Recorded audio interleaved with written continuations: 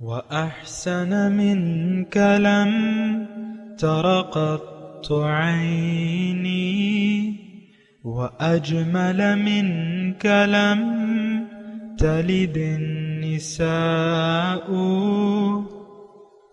خلقت مبرأ من كل عيب خلقت مبرأ من كل عيب كأنك قد خلقت كما تشاء.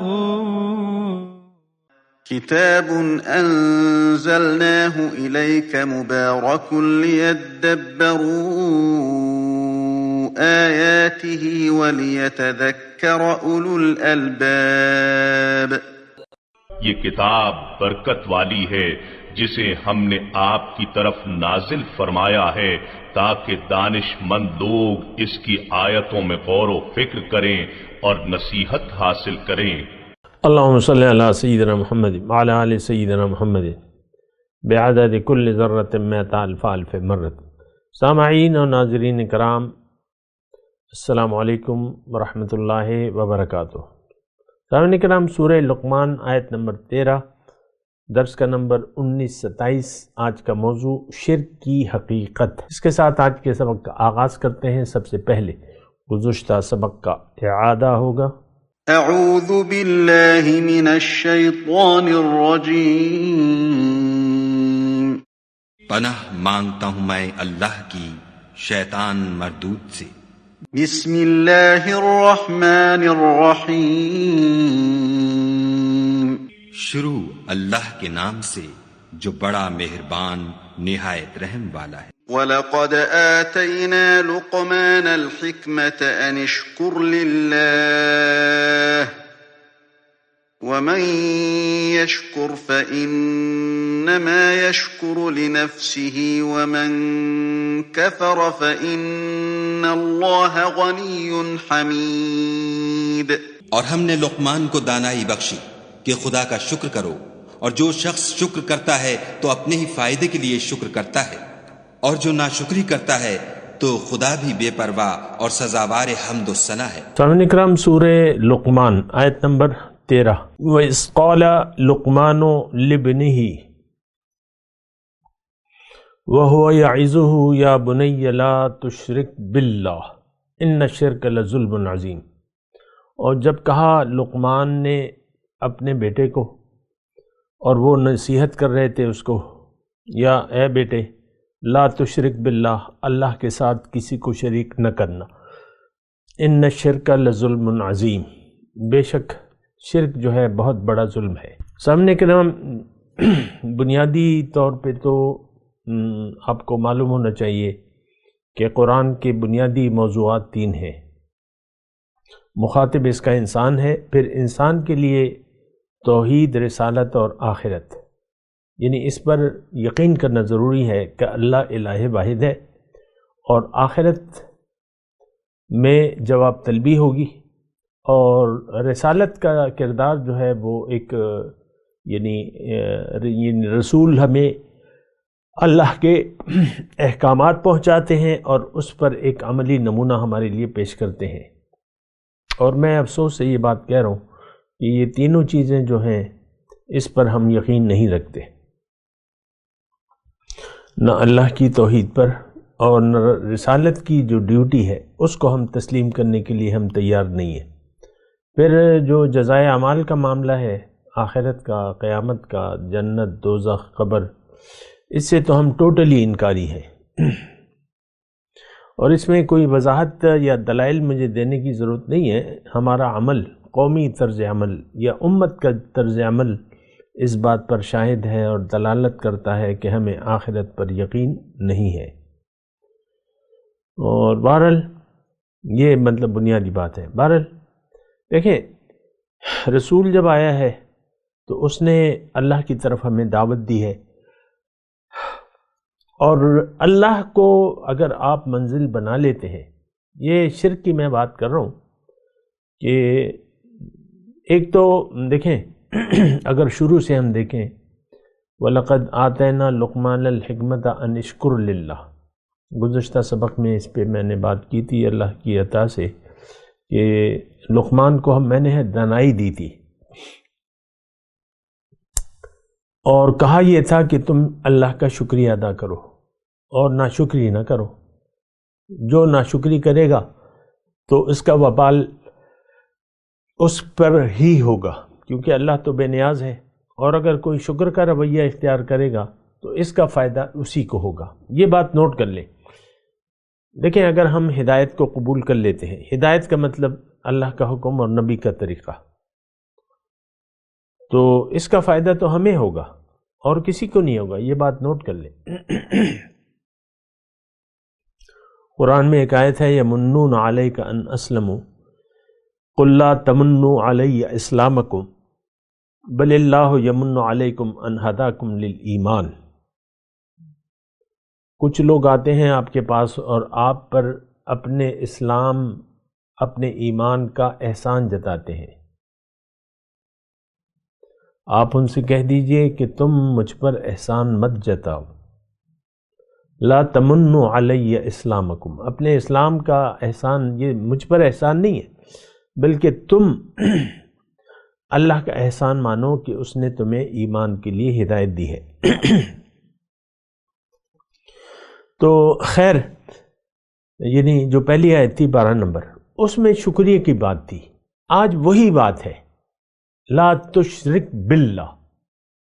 یہ دونوں باتیں جو ہیں ایک دوسرے سے ملی ہوئی ہیں، جڑی ہوئی ہیں، انداز مختلف ہے۔ یعنی اگر آپ توحید کے قائل ہو گئے تو پھر آپ کو شرک سے لازمی طور پہ بچیں گے، اور جب آپ شرک سے بچیں گے اور اللہ کے حکم کے سامنے سر جھکا دیں گے تو اس کا مطلب یہ ہے کہ آپ اللہ کا شکریہ ادا کر رہے ہیں، یا شکریہ کی روش آپ نے اختیار کر لی ہے۔ اس بات پہ میں ذرا زور دیتا ہوں نا، اصل مسئلہ جو ہے وہ روش کا ہے۔ ہماری روش کافرانہ ہے، مشرکانہ ہے، ہمیں تو اپنے دین ایمان کا پتہ بھی نہیں ہے۔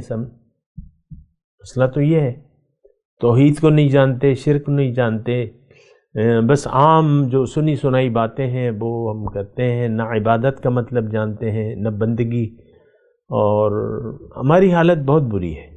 یہ بات میں آپ کو واضح طور پہ کہہ دوں۔ دوسری بات یہ ہے کہ ہم جاننا بھی نہیں چاہتے، اور اگر کوئی جان جائے تو وہ ظاہر میں الجھ جاتا ہے، ظاہر میں۔ اب کل ہی میں ایک کلپ سن رہا تھا، ایک ہو سکتا ہے میری یہ بات کہ کچھ لوگوں کی سمجھ میں نہ آئے، کیونکہ یہ تفرقہ بازی بہت ہو گئی ہے۔ حیاتی اور مماتی، یہ باقاعدہ فرقے پیدا ہو گئے۔ تو ایک حیاتی جو ہے، ایک حیاتی عالم کہہ رہا تھا کہ مماتیوں کے پیچھے نماز نہیں ہوتی، یعنی اس کو دائرہ اسلام سے ہی خارج کر دیا اس نے، مماتی کو۔ اب میں نہ یعنی اس کی بحث میں نہیں پڑتا، نہ آپ کو میں اس میں الجھانا چاہتا ہوں، لیکن میں آپ کو یہ کہہ رہا ہوں کہ فرقے ہم نے بنا لیے ہیں، اور ہر فرقہ دوسرے کو، اب جو مماتی ہیں وہ حیاتی کو مشرک قرار دیتے ہیں اور کافر قرار دیتے ہیں، اور جو یہ دونوں ایک دوسرے کو مشرک کافر، آپ کو پتہ ہے سامعین کرام۔ تو مسئلہ جو ہے بہت زیادہ ٹیڑھا ہو گیا ہے، لیکن میں آپ سے یہ مخاطب ہوں کہ آپ شکریہ کی روش اختیار کر لیں اور شرک سے باز آ جائیں۔ دراصل ہم سے ہمارے بارے میں سب سے پہلے پوچھا جائے گا، ہمارے اعمال کے بارے میں۔ اصل تو دیکھیں اعمال ہیں، اللہ تعالیٰ نے قرآن میں فرمایا ہے وَلَتَسْأَلُنَّ عَمَّا كُنْتُمْ تَعْمَلُونَ، تم سے میں ضرور پوچھوں گا جو تم نے رویہ اختیار کر رکھا تھا۔ وَلَتُسْأَلُنَّ عَمَّا كُنْتُمْ تَعْمَلُونَ، یہ یعنی تمہیں میں ضرور پوچھوں گا جو تم کرتے رہے، جو عمل تم کرتے رہے۔ ہمارے اعمال جو ہیں ہمارے اعمال، تو مطلب یہ ہے کہ آپ کو پتہ ہے، ہونا چاہیے کہ نہ ہم شکریہ کو جانتے ہیں، نہ ہم شرک کو جانتے ہیں۔ بہرحال میں اپنے مضمون کی طرف آتا ہوں۔ اب یہ آج لقمان علیہ الرحمت کہہ لیں، علیہ السلام کہہ لیں، کوئی ایسی بات نہیں ہے۔ ایک اللہ کا ایک نیک بندہ. اب اس میں تھوڑا سا میں آپ کو یہ ابتدائی طور پہ بتاؤں کہ دیکھیں ہمیں اپنے اولاد کی تربیت ایسے کرنی چاہیے. یہ یعنی ایک بالکل وضاحت کے ساتھ اللہ تعالیٰ والدین کو یہ بتا رہے ہیں کہ تمہیں خود ان عقائد کا قائل ہونا چاہیے جو سلیمان یہ لقمان علیہ السلام جو ہے اپنے بیٹے کو جس طرح نصیحت کر رہے ہیں. ایک تو یہ ہے کہ ہمیں خود قائل ہونا چاہیے. ہمارا مسئلہ یہ ہے کہ ہم نہ خود توحید، شرک، عبادت، اس دین، اس کی وضاحت ہمیں نہیں معلوم، جو حقیقت ہے ہمیں نہیں معلوم، سنی سنائی باتیں ہیں. دیکھیں یہ سورہ روم میں ہم پڑھ کے آئے نا، یعلمون ظاہرا من الحیات الدنیا وہم عن الآخرۃ کافرون. یہ لوگ دنیا کی زندگی کو جانتے ہیں اور آخرت سے یہ غافل ہے. تو مسئلہ جو ہے بہت زیادہ ٹیڑھا ہو گیا ہے. جو بھی ہم کر رہے ہیں کرتے ہیں تو بہت زیادہ جو ہے ہم یعنی وہ کہتے ہیں نا گھٹا ٹوپ اندھیرے ہیں. دور جاہلیت ہے آج اور گھٹا ٹوپ اندھیرے ہیں. حقیقت کا کسی کو نہ علم ہے، نہ وہ معلوم کرنا چاہتا ہے، نہ سوچنا چاہتا ہے اپنے ذہن سے، نہ پوچھنا چاہتا ہے اہل اللہ سے. اس کا تو ذریعہ یہی ہے کہ فَاسْأَلُوا أَهْلَ الذِّكْرِ إِن كُنتُمْ لَا تَعْلَمُونَ. تم اہل ذکر سے پوچھو اگر تمہیں معلوم نہیں ہے حقیقت کا تو ہم اہل ذکر سے رابطہ بھی نہیں کرنا چاہتے. اور اگر روایتی طور پہ کوئی ہم نے رابطہ کر لیا، کسی کو استاد بنا لیا اپنا، تو پھر مزید ہم دین کے بارے میں معلومات نہیں حاصل، تفصیلات. دیکھیں جب تک آپ طلب نہیں کریں گے تو آپ کیسے پائیں گے؟ من طلب فقط وجد. اور یہ اللہ کا راستہ جو ہے اس پر تو آپ نے محنت کرنی ہے، جدوجہد کرنی ہے، پوچھ کے خود عقل سے سوچنا ہے اور پھر پوچھنا ہے اگر سمجھ میں نہ آئے. ہم تو نہ عقل سے کام لیتے ہیں نہ کسی سے پوچھتے ہیں. ہم کہتے ہیں بس ہم نے یہ استاد ہے اور بس ایک نام پڑ گیا استاد کا کہ ہمارا استاد ہے، بات ختم ہو جاتی ہے. یعنی اپنی روش جو ہے وہ ہم بدلنے کے لیے تیار نہیں ہوتے. بہرحال میں اپنے مضمون کی طرف آتا ہوں اور اس میں میں آپ کو مختصر طور پہ یہی بتا رہا ہوں کہ یہ لقمان اپنے بیٹے کو کچھ چند نصیحتیں کر رہے ہیں، لیکن یہ نصیحت سب سے پہلے آپ نے اپنے آپ میں پیدا کرنی ہے، پھر آپ نے اپنی آل اولاد کو بھی یہی طریقے سے سکھانا ہے. وَإِذْ قَالَ لُقْمَانُ لِابْنِهِ وَهُوَ يَعِظُهُ. یعنی اس میں آپ جو نصیحت ہے وہ یہی ہے کہ والدین کو سب سے پہلے ان اوصاف کو، یہ اوصاف حمیدہ ہیں، کچھ کام کرنے کا حکم دے رہے ہیں. باپ اپنے بیٹے کو کچھ کام کرنے کا حکم دے رہے ہیں اور کچھ کام کرنے سے روک رہے ہیں، وہ ابھی تفصیل آ رہی ہے. تو یہ آپ نے ذہن میں رکھنا ہے، یعنی اس طریقے سے آپ نے اس واقعے کا مطالعہ کرنا ہے.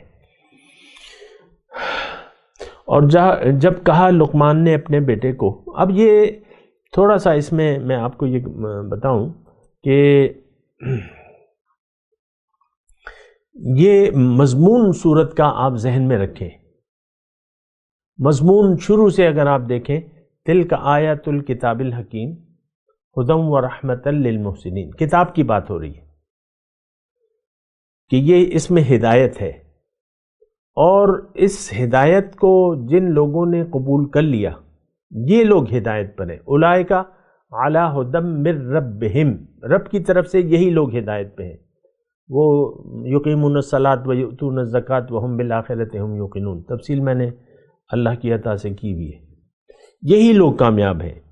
پھر جو 6 نمبر آیت ہے، وَمِنَ النَّاسِ مَن يَشْتَرِي لَهْوَ الْحَدِيثِ لِيُضِلَّ عَن سَبِيلِ اللَّهِ بِغَيْرِ عِلْمٍ وَيَتَّخِذَهُ هُزُوًا أُولَٰئِكَ لَهُمْ عَذَابٌ مُهِينٌ. جو میرے مستقل سننے والے ہیں ان کو یہ معلوم ہوگا، اس کے مطالب آپ جانتے ہیں. اور یعنی ایک رویہ ہے، اللہ تعالیٰ اس کو روک رہا ہے۔ وَإِذَا تُتْلَى عَلَيْهِ آيَاتُنَا وَلَّى مُسْتَكْبِرًا كَأَن لَّمْ يَسْمَعْهَا كَأَنَّ فِي أُذُنَيْهِ وَقْرًا فَبَشِّرْهُ بِعَذَابٍ أَلِيمٍ۔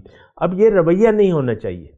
جب آیات الہی آپ کو سنائی جائیں، ایک تو آپ فوراً جو ہے آپ یہ اپنے عمل سے کہیں کہ سمعنا و اطعنا، میں نے سنا اور میں اطاعت کروں گا یا کروں گی۔ اس میں پھر چون و چرا نہیں ہونی چاہیے، یہ بات ذرا نوٹ کر لیں۔ حکم الہی کے سامنے چون و چرا نہیں ہوتی، سمعنا و اطعنا، سمجھ میں آئے یا نہ آئے آپ نے اطاعت کرنی ہے۔ یہ الہ کی خاصیت ہے کہ بلا چون و چرا آپ نے حکم ماننا ہے اللہ کا۔ اگر آپ ایسا کریں گے تو آپ کا معبود اللہ ہے، لیکن کسی اور کا حکم آپ نے مان لیا۔ دیکھیں یہ بہت اہم بات ہے، یہاں پہ یہ نقطہ ذرا نوٹ کر لیں۔ بلا چون و چرا اطاعت، اگر آپ نے اللہ کی تو اللہ معبود ہو گیا، لیکن نفس کی اگر آپ عبادت کر رہے ہیں، یہ نہیں کہنا مان رہے ہیں، نفس نے ایک چاہت آپ کے سامنے پیش کی، بلا چون و چرا آپ نے مان لی اور مانتے چلے گئے۔ دیکھیں گناہ ہوتا ہے اتفاقاً جذبات میں غلطی سے، وہ گناہ ہے، لیکن ایک رویہ اپنانا، ہمارا مسئلہ کیا ہے؟ ہم نے تو ہدایت کو ٹوٹلی نظر انداز کر دیا ہے، ٹوٹلی نظر انداز کر دیا، اور ہم ظاہر کے لیے جی رہے ہیں، ہمارا جینا مرنا ظاہر کے لیے ہے۔ تو پھر آپ کی اپنی مرضی ہے کہ آپ کیا رویہ اختیار کرتے ہیں، لیکن میں آپ کو کہتا ہوں کہ آپ اس سے باز آ جائیں، من چاہی زندگی گزارنے سے باز آ جائے، اللہ کے حکم کے سامنے سر جھکا دیں۔ ابھی مضمون آئے گا، خوب تفصیل سے آئے گا، میں تھوڑا سا اشارہ کر دیتا ہوں۔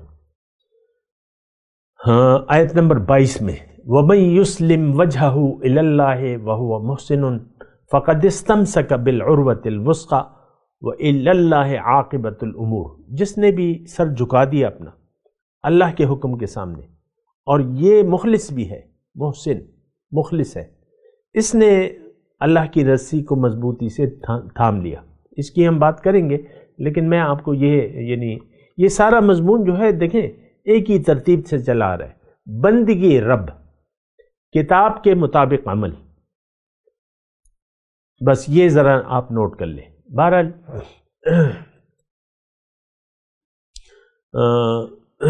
میں آپ کو جو نقطہ کہہ رہا تھا وہ یہ ہے کہ دیکھیں یہ رویے ہوتے ہیں، اور بات اللہ تعالیٰ فیصلہ کرے گا آپ کے رویوں پر۔ یہ بات ذرا نوٹ کر لیں، اللہ تعالیٰ اعمال کی نیت کو دیکھے گا آپ کی، چاہے یعنی اگر نیک اعمال بھی ہوں بظاہر، لیکن نیت دیکھے گا۔ ہم چند نیک اعمال کر رہے ہیں لیکن ہماری نیت خراب ہے، کچھ نیک اعمال کر رہے ہیں، کلمہ ظاہری طور پہ، نماز روزہ حج زکوٰۃ فقط، بس ہمارے لیے تو بس دین یہی ہے، مٹھی بھر داڑھی چھوڑ دو، خواتین پردہ شروع کر دیں، بس باقی تو ہم سب دنیا کے بندے ہیں۔ یہ بات غلط ہے، نہیں ہونی چاہیے۔ اور میں آپ کو یہ کہہ رہا ہوں کہ اللہ تعالیٰ آپ کے اعمال کی نیت کو دیکھے گا۔ ہمارے دیکھیں آج جو ہمارے اعمال ہیں اس کی نیت تو دنیا ہے، یعنی ہماری بیس جو ہے، وہ جو بنیاد ہم نے رکھی ہے وہ خالص دنیا ہے، یعنی دنیا کا مفاد ہمیں اخروی مفاد پر یعنی زیادہ فوقیت دیتے ہیں، ظاہری مفاد کو اخروی مفادات پر ترجیح دیتے ہیں۔ یہ کافرانہ علامت ہے قرآن میں، یستحبون الحیات الدنیا علی الآخرہ۔ سورہ ابراہیم کی آیت 2 اور 3 پڑھ لیں، اس کافروں کی تشریح اللہ تعالیٰ کر رہا ہے کہ جو لوگ کافر کون ہیں؟ جو آخرت کے مقابلے میں دنیا ان کو پیاری ہے۔ ہم تو سارے مفادات کے پابند ہیں، ہم تو لالچی ہیں ظاہر کے، اللہ کی راہ میں مال و جان خرچ کرنے کے لیے تیار نہیں ہے، لالچی ہیں، بخیل ہیں۔ دوسرے یہ کہ ہم نے زندگی دنیا کے لیے خاص کر دی ہے، ظاہر اور ظاہر اور ظاہر، بس اور ہماری کوئی اس میں مطلب وہ نہیں ہوتی۔ بہرحال خیر میں اپنے مضمون کی طرف آتا ہوں۔ لا یا بنی لا تشرک باللہ، اللہ کے ساتھ کسی کو شریک نہ کرو، نہ ذات میں نہ صفات میں۔ شرک کی تعریف کیا ہے؟ کہ ذات میں اور صفات میں وہ یکتا ہے، تو اس میں اگر آپ نے شرک کر لیا تو پھر آپ مشرک بن گئے۔ بہرحال یہ شرک کی تفصیل میں کرتا بھی آیا ہوں، ابھی یہ موقع ہے تو میں دوبارہ کر رہا ہوں۔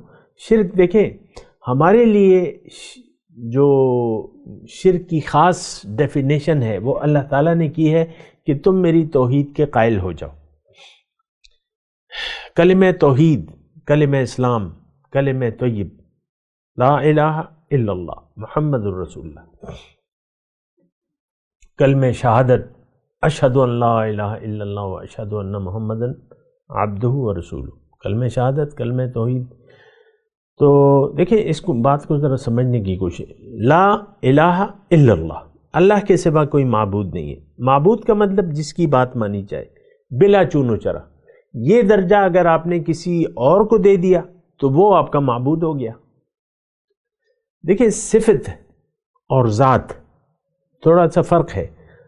ایسا ذاتی شرک کم ہوتا ہے، صفاتی شرک ہوتا ہے عام طور پہ۔ مشرکین مکہ اللہ کے ایک ہونے کے قائل تھے کہ اللہ ایک ہے، لیکن اللہ کے ساتھ وہ اور معبود بھی جانتے تھے یا مانتے تھے، اور ہم بھی اللہ کے سوا ہمارے تو بتیرے معبود ہیں۔ واتخذ، ہمارے بارے میں اللہ تعالیٰ نے فرمایا ہے سورہ یاسین میں، واتخذوا من دون اللہ آلہۃ لعلہم ینصرون، انہوں نے اللہ کے سوا اور معبود بنا لیے ہیں تاکہ وہ ان کی مدد کریں، لیکن وہ لا یستطیعون نصرہم، ان کی مدد نہیں کر سکتے۔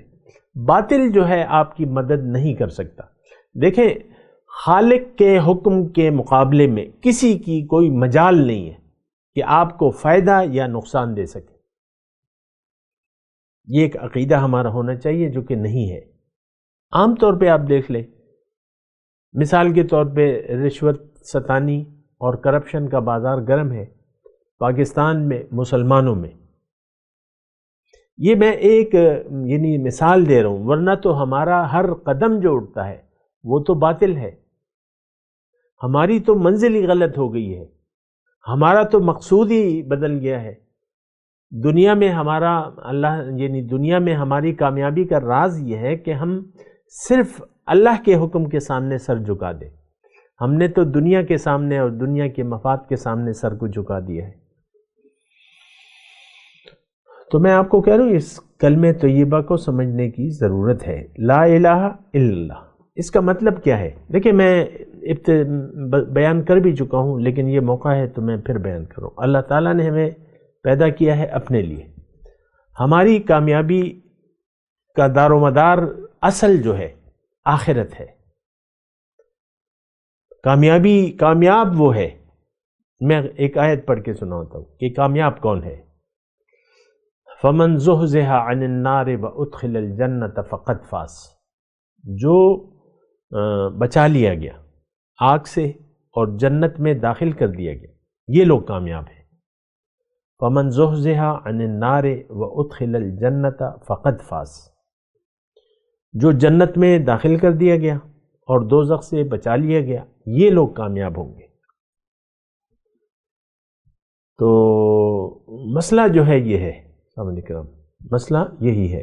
تو بہرحال یہ تو اب آپ کی مرضی ہے کہ آپ کس طریقے سے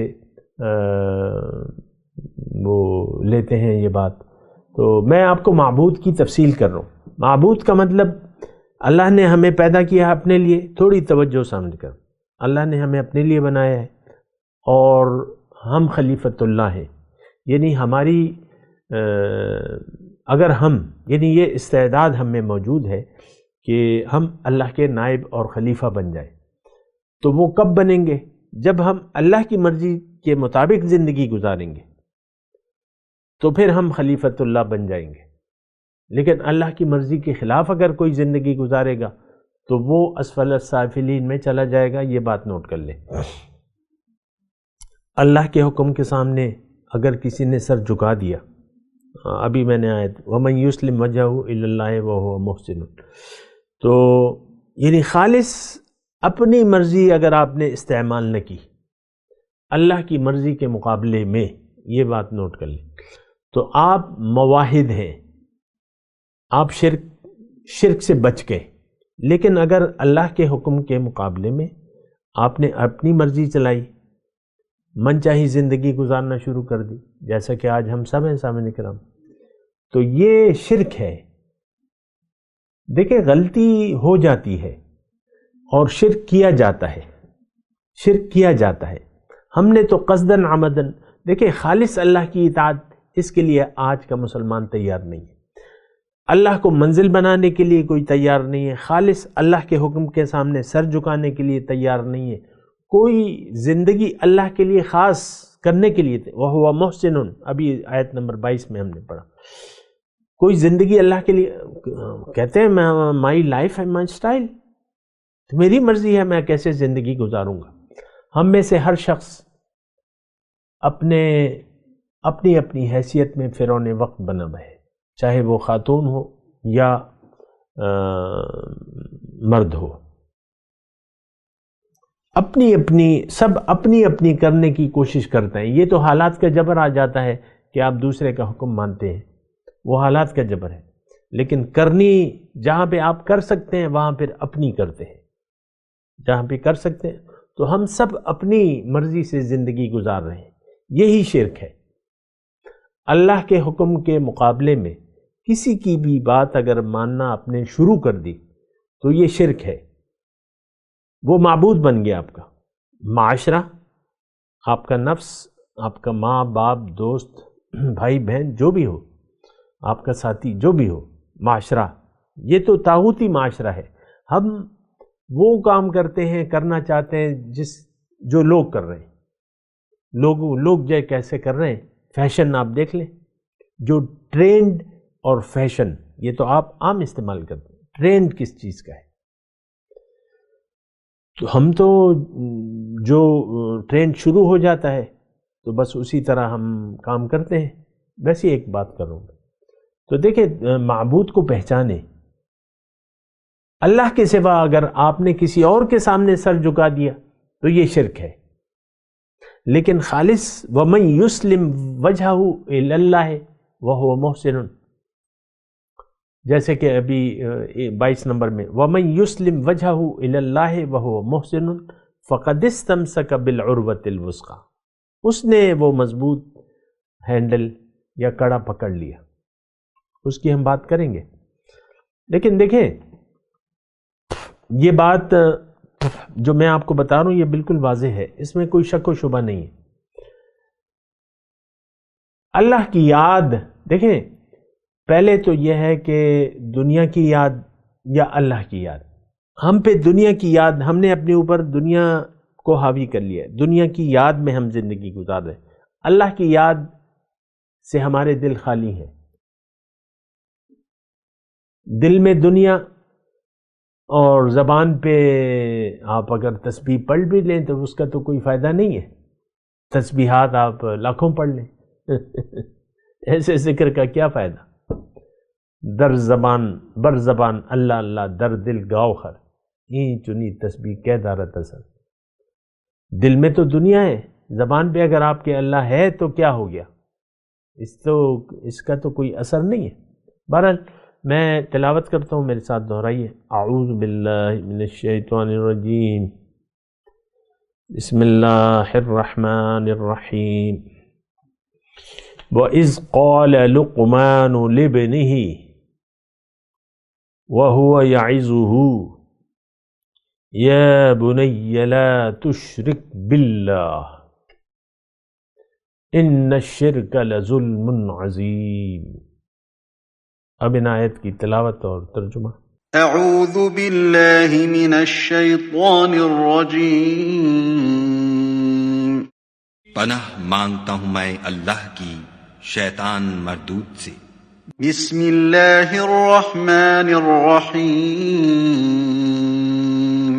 شروع اللہ کے نام سے جو بڑا مہربان نہایت رحم والا ہے۔ وَإِذْ قَالَ لُقْمَانُ لِابْنِهِ وَهُوَ يَعِظُهُ يَا بُنَيَّ لَا تُشْرِكْ بِاللَّهِ إِنَّ الشِّرْكَ لَظُلْمٌ عَظِيمٌ۔ اور اس وقت کو یاد کرو جب لقمان نے اپنے بیٹے کو نصیحت کرتے ہوئے کہا کہ بیٹا خدا کے ساتھ شرک نہ کرنا، شرک تو بڑا بھاری ظلم ہے۔ اس کے ساتھ ہی آج کے درس کا وقت اختتام کو پہنچا۔ اگلے درس میں انشاءاللہ ملاقات ہوگی۔ وآخر دعوانا ان الحمدللہ رب العالمین، والسلام علیکم ورحمۃ اللہ وبرکاتہ۔ مولاي صل وسلم دائما ابدا على حبيبك خير الخلق كلهم۔